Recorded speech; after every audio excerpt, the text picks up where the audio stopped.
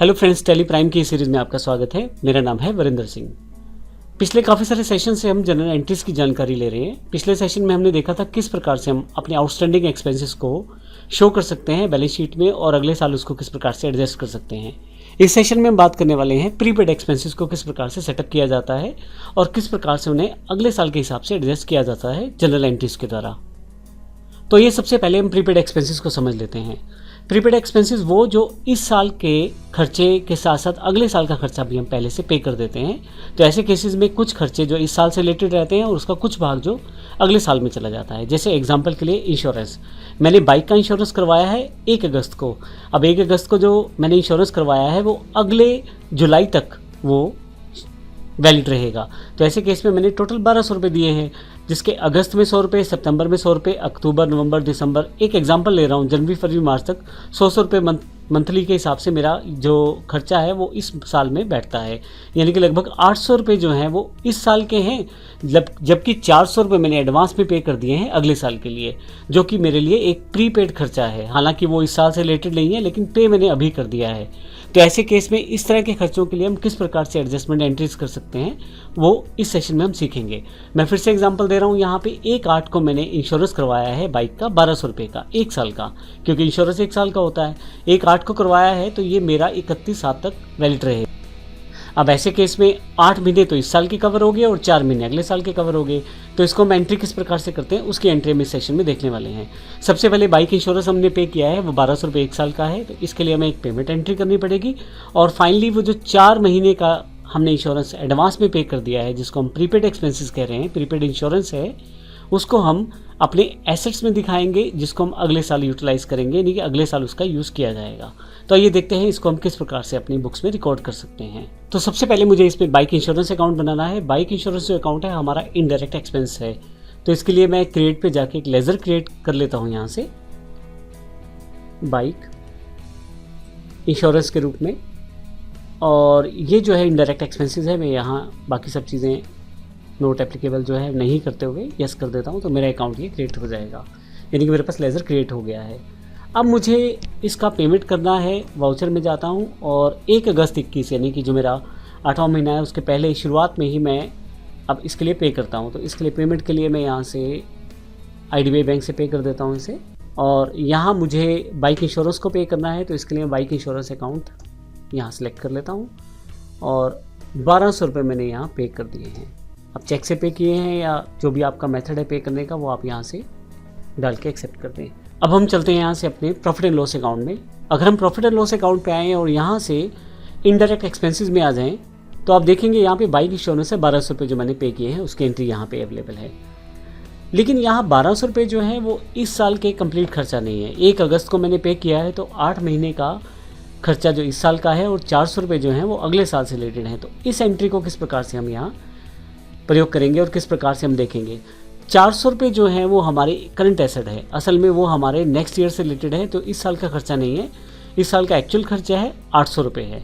तो आइए देखते हैं जनरल एंट्री किस प्रकार से इसे एडजस्ट कर सकते हैं। एंट्री को करने से पहले हमें एडजस्टमेंट एंट्री को करने से पहले हमें एक अकाउंट और क्रिएट करना है। लेजर पे जाता हूँ, वो है हमारा प्रीपेड इंश्योरेंस अकाउंट। क्योंकि अभी हमारे पास कोई अकाउंट नहीं है यहाँ पे, तो मैं इसको शो करने के लिए यहाँ से दिखा देता हूँ। ये जो अकाउंट है हमारा असल में करंट एसेट के अंतर्गत आएगा, क्योंकि हम पहले से एडवांस में पे कर चुके हैं 400 रुपये, जो कि इस साल यूटिलाइज नहीं होंगे, तो ये हमारे अकाउंट में दिखाई देने चाहिए, जो हमारे एसेट्स में दिखाई देंगे। तो मैं यहाँ पे सब चीज़ें एक्सेप्ट कर लेता हूँ, यस कर लेता हूँ इसे। अब फिर से जनरल एंट्री पे हम लोग आते हैं, जहाँ से वाउचर एंट्री करनी है मुझे यहाँ से। अब वाउचर एंट्री में अगर आप देखें तो मैं यहाँ से जनरल एंट्री के थ्रू से एडजस्ट करूँगा। तो जनरल एंट्री पे मुझे क्या करना है, जो मेरा प्रीपेड अकाउंट है उसे इंश्योरेंस अकाउंट को डेबिट करना है, लेकिन कितने से 400 रुपये से, क्योंकि 400 रुपये मेरा अगले साल का खर्च है। लेकिन जो मुझे क्रेडिट करना है वो किसे करना है, मुझे क्रेडिट करना है मेरे एक्चुअल जो इंश्योरेंस अकाउंट है उसको। तो यहाँ पे जो मेरा बाइक का इंश्योरेंस अकाउंट है उसको मैं यहाँ से 400 रुपये से क्रेडिट कर देता हूँ। अब अगर मैं एंटर करते हुए इस एंट्री को कर दूँ, तो अब वापस जाएँ आप और यहाँ से अगर आप बैलेंस शीट पे आ जाएँ, तो आप करंट एसेट्स पे आएँ, तो आप देखेंगे यहाँ पे प्रीपेड इंश्योरेंस अकाउंट यहाँ पे 400 रुपये दिखाया गया है, क्योंकि हमने ऑलरेडी एडवांस में से पे कर दिया है, जबकि ये इस साल का खर्चा नहीं है।